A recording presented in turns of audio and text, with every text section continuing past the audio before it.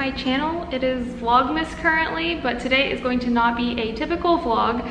I wanted to talk to you about my top tips for Disney World.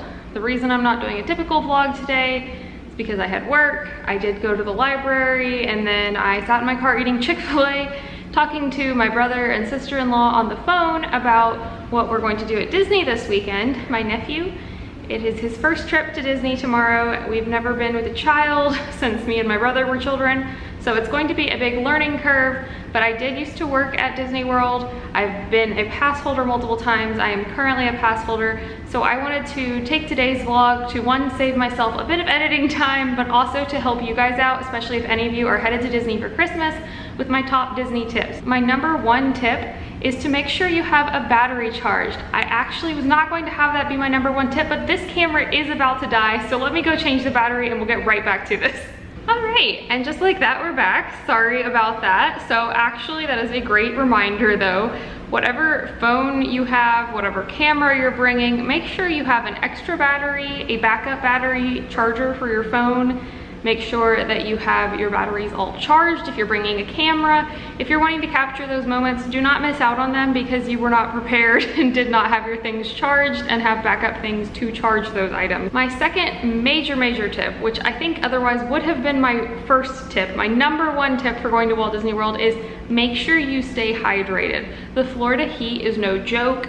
And even when it's not hot out in the winter, when it's more mild, and sometimes it can get cold here, it is very important to stay hydrated. When I worked at the parks, I swear the amount of angry guests I dealt with were just made worse by the fact that they were thirsty and they were tired and hungry. So hunger is real, but when you do not drink enough when you're in the parks, I have noticed myself, if I go to the parks and I'm busy all day and I don't drink enough water, the next day I am paying for that trip to the parks. I am so exhausted. I just feel like I got hit by a bag of bricks. It's not a good time. But when I go and I do the exact same thing and I make sure I have my water bottle with me, or I'm stopping frequently at quick service places to get free cups of water and stopping at water fountains, just making sure I'm staying hydrated with water, the next day I feel completely fine, like I could do it all over again. So stay hydrated, especially if you're going on more than a one-day trip. You really want to make sure you're staying hydrated. My next tip is to make sure that you have some sort of game plan for what you're going to do.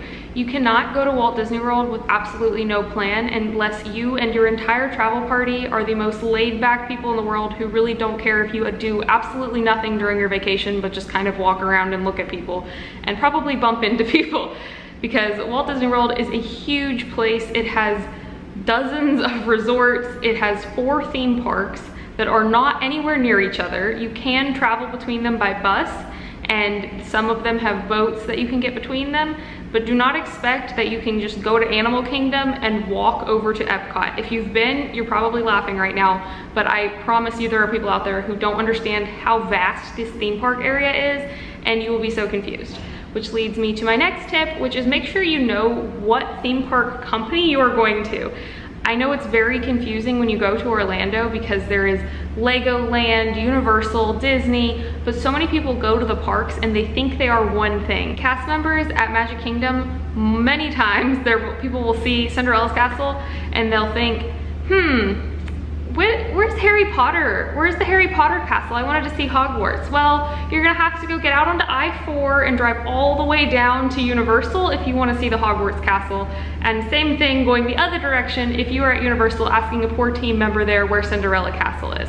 So please keep that in mind when you are planning your vacation. Know where you're going, what characters it is that your family wants to see, because if you want to see SpongeBob and you go to Magic Kingdom, you're going to be really disappointed. But if you want to see Mickey Mouse and you find yourself at Legoland, you're also going to be very disappointed.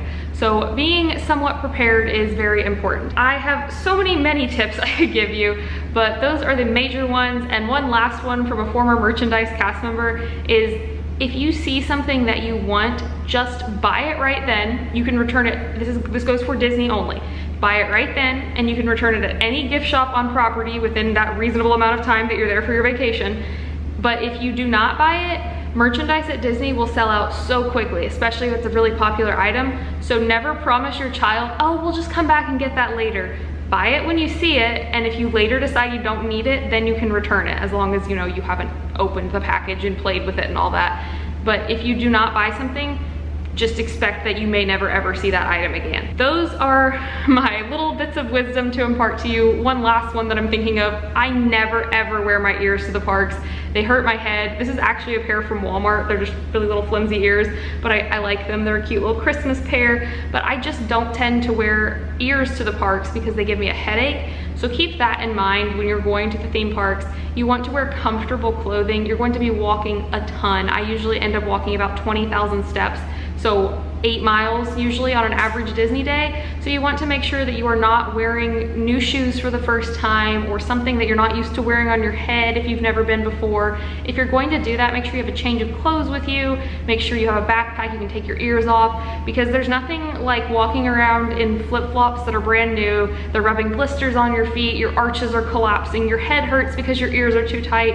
That is not a good recipe for a fun Disney vacation. I wanted to impart some of my wisdom onto you and save myself a little bit of editing time here during Vlogmas.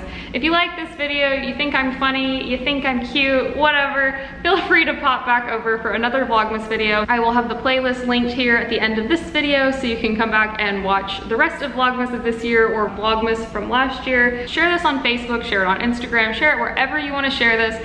Spread the wealth of knowledge. I am not an authority on Disney also, so these are all just my personal opinions and experience from going to the park over the last 25 years of my life and having worked there for a short while on my Disney college program. So I hope that I have imparted some good knowledge to you today. Stay tuned, I will be going to Disney tomorrow and the next day with my adorable nephew and my brother and sister-in-law, who are also adorable, they're just adults.